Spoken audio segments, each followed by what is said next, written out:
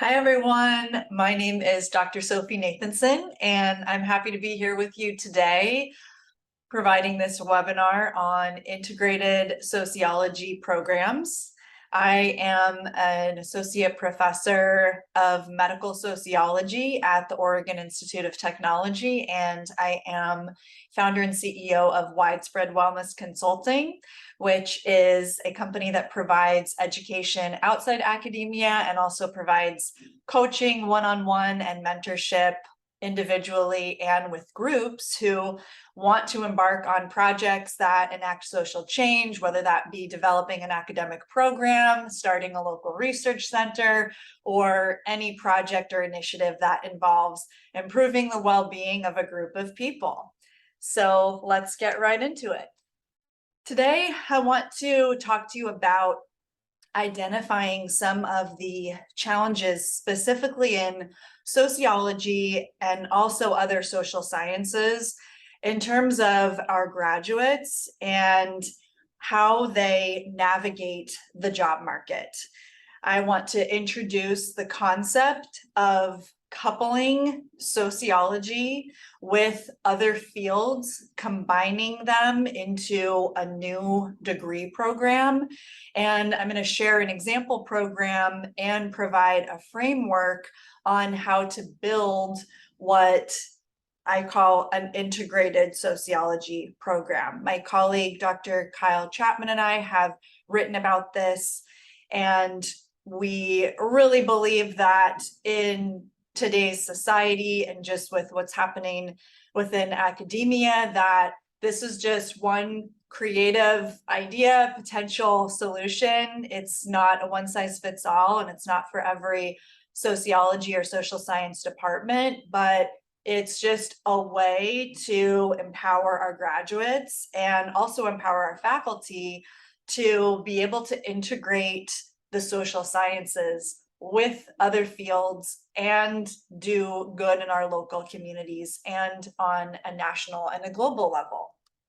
So looking at the lay of the land, the pandemic really highlighted a lot of the issues that have been going on for many, many, many decades as far as our social problems and also just the underlying health conditions, physically, mentally, emotionally, that we face as Americans, and also our economic strain, our social strain, and all of the conflicts that we have between groups, not to mention what we are exposed to from the media and all of the effects of technology on how we interact with each other. And so the pandemic highlighted social problems, but it also truly did bring us all together so that we were thinking about and watching the same issue, the pandemic, social injustices. And really, it was one of the first times in my career that I saw health inequalities on a television set, and it was something that was talked about. So sociology, the study of societies, is, of course, as relevant as ever to every single field, that involves people and things that people interact with. And the fact is, many sociology graduates do not become a sociologist. That term is often used for sociology professors, people that do research, and folks in the industry that use sociological research methods also can refer to themselves as sociologists. But without a licensure, without a strong, professional identity outside academia, it's tough for employers to recognize sociology in terms of what are the skills and what are the jobs that go along with the sociology major. So one of the questions here is, how can sociology become more recognizable in the workforce? How can it become more applied? How can we take these theories on human behavior and really integrate them into the people serving fields as well as private industries that want to be able to analyze populations and potentially make changes to improve the well-being of individuals in society? So there's a pretty large gap in research on sociology grads. So this creates issues for sociology departments to, be able to show career trends and, what's happening with graduates and how much money they're making and all of that. There's not a ton of research on this specific area, but the few reports that we do have show that students who graduate with a degree in sociology and upon graduation are able to land a job where they can apply and integrate sociology somehow into their job, have better job satisfaction. They also tend to be more civically engaged, which is not surprising for sociology professors. And aside from internships, which can be very valuable, and those vary widely as far as how much students can apply sociology, how much scaffolding is provided by professors, and how much the organization recognizes sociology and can build out that internship so that it's really a sociological practice internship. But many sociology programs do not have courses that help students be able to translate their skill set on the job. So a little bit about my background and my story. I am a sociologist at a polytechnic. I was recruited to a polytechnic university in a rural area upon graduating with a PhD in medical sociology, hoping to develop programs that translated the research on the social determinants of health and all of the ways that local communities and larger societies contributed to the health and illness of populations into some kind of program that would put that into practice. I wasn't sure if that meant public health or within healthcare or what that would look like or if that was possible. But landing a job here, I was given the opportunity to essentially develop a medical sociology bachelor's program if I could prove that it would be a career preparation program. This is an institution that really cares deeply and has a very specific focus on career preparation. So with the context of career training being the major emphasis, with a secondary emphasis on these employment outcomes, primarily job placement, certifications, and starting salary. And then also the flagship programs are medical imaging and mechanical engineering. And so that's the landscape of this institution where I was, I believe, the first sociologist on the scene in a blended social science and humanities department. What was this going to look like to be able to apply sociology to the field, which was really what I wanted to do. So it was an exciting match. So this led to field work within the healthcare field and an understanding of the trends that were happening in healthcare with changes in legislation. There was to be more of an emphasis on not just getting people access to care, but to provide equitable care and to also emphasize keeping people healthy and out of the hospital and making sure that the money was presumably going to start to go upstream a little bit. That's what it really looked like. And so the pairing of medical sociology, which studies healthcare as a social institution, and it's the analysis of social determinants of health, looking at the health of a society to determine what aspects of the society, the culture, and the infrastructure contributed to that health profile, linking that up with this new field of population health management, which involves the analysis of the health of groups of people, for example, with patient data, or it could be city, county, state level data, and it's the actions to improve these health outcomes. So if that sounds a little bit like public health is a part of the government that is responsible for reducing, preventing the spread of disease. And population health management is a little bit more narrow in some cases because it's more affiliated with healthcare, but it's also broader if you look at just this piece of population health, which really is a very large umbrella, anything having to do with the health of a group of people. So this led to the bachelor's degree in population health management.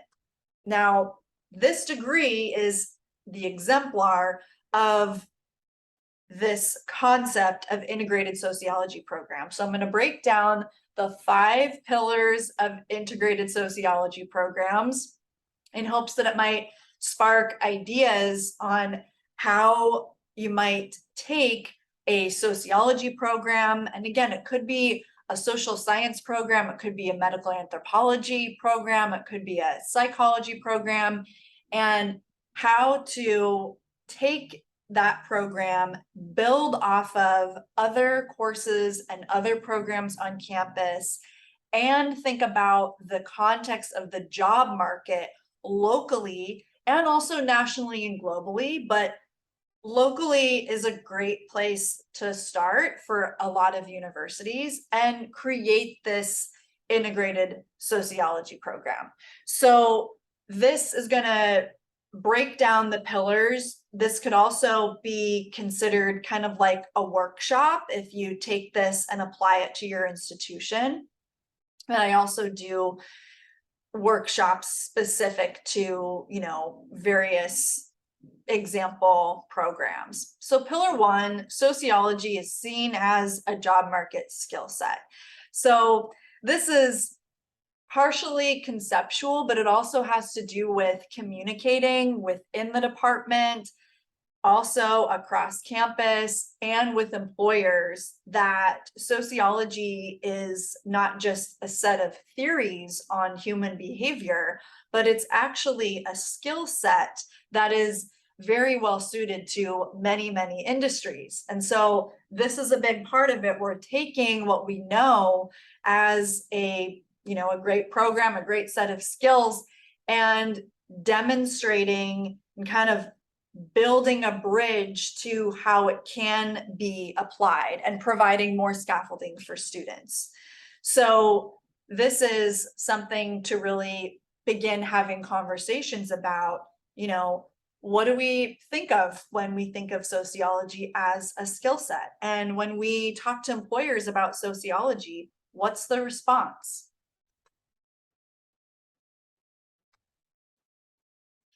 Pillar 2 is integration of an in-demand career field.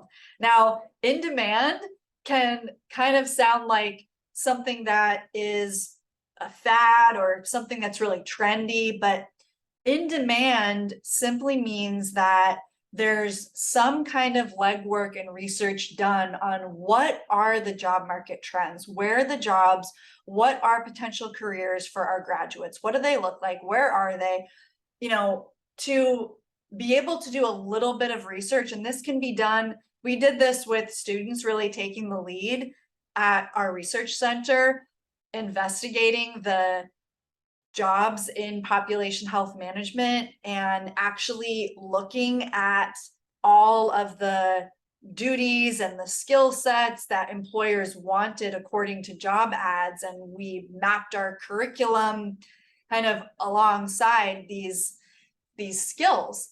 And so being able to take the time as a professor, a program designer, or department chair, or a university administrator to really know what the trends are, again, locally, nationally, globally, and determining, are there fields that really stand out that maybe have a lot of growth, or are there in-demand career fields that have programs or courses on campus that prepare students for those fields? Maybe you have some certificate programs that are particularly in demand by employers, and integrating that within a sociology program. So for us, we took population health management and sociology and blended them. And yes, our program is called population health management. It's not called medical sociology. That is with regards to what industry recognizes, and we're constantly thinking about potentially making changes to that. But this is really just the act of seeing what's out there and where the trends are and where the opportunities are for students, and then considering how sociology is applied to that, which is very interesting and very fun to do, because sociology is so versatile and social science is so very important, because any kind of research on humans and behavior, what they're thinking, what they're doing, you know, that really relates to every single business. And when it comes to fields that are people serving, it's even more important. And there's often a gap in this skill set across professions, the ability to really gather information on the needs of people. Pillar 3 is the inclusion of an applied experience. Now, for us, we did this using an applied research center called the Population Health Management Research Center. I have another webinar that's all about developing a research center and, you know, just 50 easy steps to developing a research center. So if you want more resources on that, I have it. But this can be as simple as an internship, but this is a really important piece, because this experience is really how students are going to be able to apply sociology to another field. And this experience can train folks to be able to do this with a wide variety of fields. And so the applied experience is really important. Our research center was off campus. It was a professional environment, and all of the projects were actually sourced from the community. So we had community clients that had problems or projects that they really needed sociology. So a big part of this is translating sociology skills into potentially other verbiage that may be more recognizable to industry. And then also same thing when communicating with local clients and local organizations and businesses about sociology, being able to give students and faculty and everyone, you know, kind of new ways to phrase things. We get very siloed, of course, in academia, and we have a lot of jargon that sometimes we don't even notice as jargon because we're so used to it until we go outside and talk about, you know, something like social determinants of health or social institution, and that is often not necessarily a recognizable term. So being able to really explain a lot of our key terms using other verbiage is very important. Pillar 4 is including an industry advisory board. So this can be really fun, and it can be really awesome for the students and the faculty. It does take some time to recruit an industry advisory board. You know, it's a great practice for faculty to be able to sit on various boards and get involved locally, maybe through volunteering. And I realize that we don't have a lot of time, but a little goes a long way to start making personal connections and developing this board of folks that are outside academia that are maybe tangentially related to sociology or this other in-demand field that you're blending sociology with. They can provide feedback on the curriculum. They can provide feedback on student projects. There's all sorts of ways to get an industry advisory board involved. One thing that we did is we recruited folks in the community in the public health field to be adjunct professors and work with our students. And a lot of our students were recruited into that industry. And it was just it's a complex, challenging to start up these relationships, but then really it's an amazing element to add to an academic program. And then the last pillar is including career outcomes. So in addition to the academic outcomes that we may include in designing a new academic program or making changes to a program or even developing a new course, doesn't have to be developing a new bachelor's or master's program or a PhD program. It could be a certificate, it could be a class, but thinking about how what is taught in an academic setting relates to a broad set of outcomes after graduation. Employability, time spent on the job market, career mobility, advancing over time, the ability to apply sociology in the workplace, which we know is important, and even the perception of engaging with systems level change. I do a lot of work now in thinking about how to really protect the well-being of folks that want to engage in systems change. A lot of sociology graduates want to change the system, they want to change the world, and being able to approach what that really means at a more micro level, keeping the macro in mind, but also understanding how to care for oneself when engaging in trying to change a system that is really not unchangeable, but so many variables fall outside the individual locus of control that can be a highly stressful experience. And so how to be able to connect with the big picture and use that as motivation, passion, purpose, but then be able to navigate the interpersonal issues, political issues, and logistical, bureaucratic issues that come up when you're trying to actually engage in systems change. So that is pillar 5. And now we'll take a look at what this structure looks like for an integrated sociology program.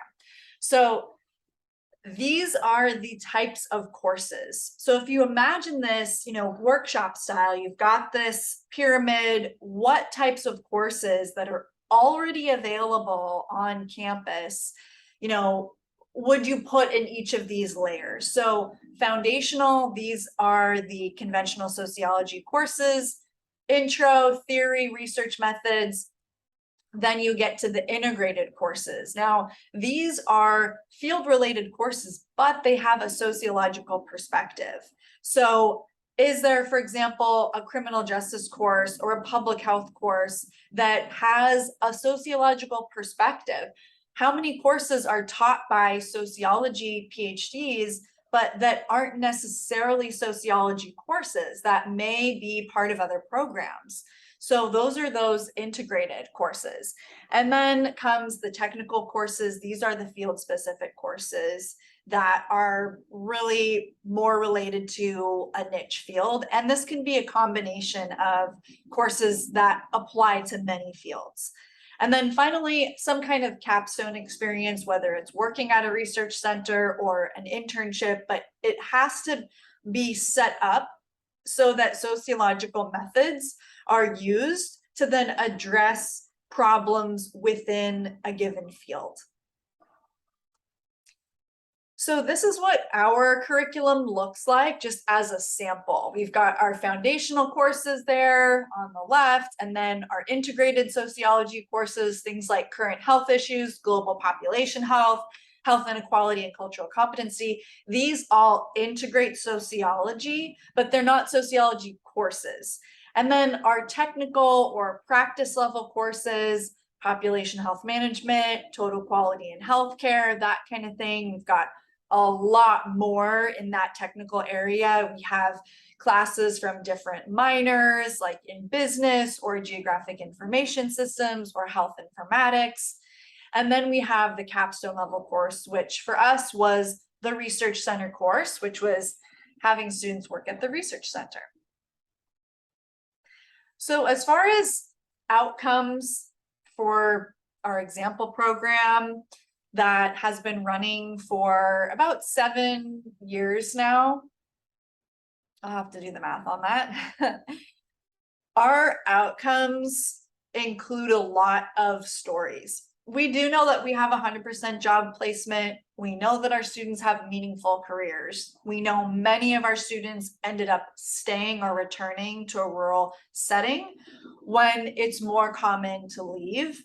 We've got countless connections with community organizations, and over time we've used sociology and sociological research methods to build a body of data for local organizations to benefit from and be able to grow their impact. Things like the community health assessment, community food assessment, large scale research projects that are really taking the skills from academia, but breaking it down into really practical projects that are very needed. They're needed to get certain streams of grant funding. They're needed to be able to meet certain regulations in public health and healthcare. So, really starting from the outside and seeing what organizations need as far as research and seeing what the job trends are, looking outside first and then looking inside and being able to create better matches. That is really what we're talking about, because even if students don't land a job in this given field, it's just like not landing a job in sociology, only this time they'll be able to really be familiar with their skill set. They will have practiced their skill set, and they will have gotten real-time feedback from professionals and external organizations about the value and utility of your skill set. That is what we're talking about. It doesn't matter if it's sociology, if it's another field, it really doesn't matter.